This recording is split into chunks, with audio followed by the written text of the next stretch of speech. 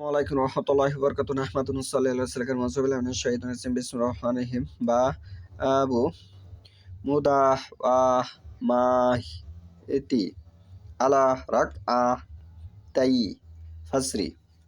আজকের বক্তব্য হলো 2 রাকাত ফজরের সুন্নাত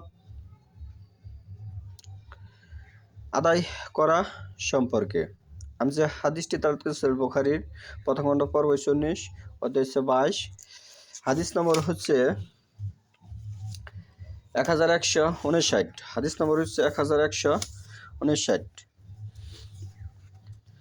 আন ইরাকি ইবনু মালিক আন আবি সালমা আন আয়েশা রাদিয়াল্লাহু আনহা قالت صلى النبي صلى الله عليه وسلم العشاء ثم صلى 8 ركعات وركعتين جالسا وركعتين بين النداءين ولم يكن يدعهما أبدا।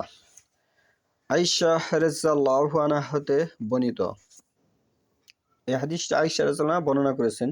তিনি বলেন, নবী সাল্লাল্লাহু আলাইহি ওয়াসাল্লামের এশার সালাত আদায় করলেন। নবী সাল্লাল্লাহু আলাইহি ওয়াসাল্লাম এশার সালাত আদায় করলেন। অতঃপর 8 রাকাত সালাত আদায় করেন।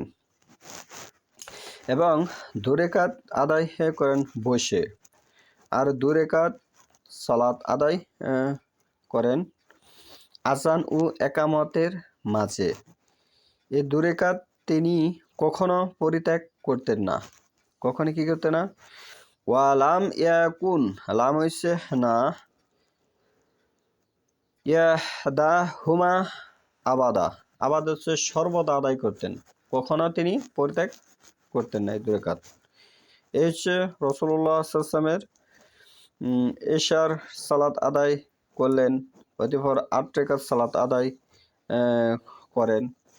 তাহলে এশার সালাত আদায় করেন মানে এশার ফরজ 4 রাকাত সালাত আদায় করেন, তারপরে 8 রাকাত সালাত আদায় করেন।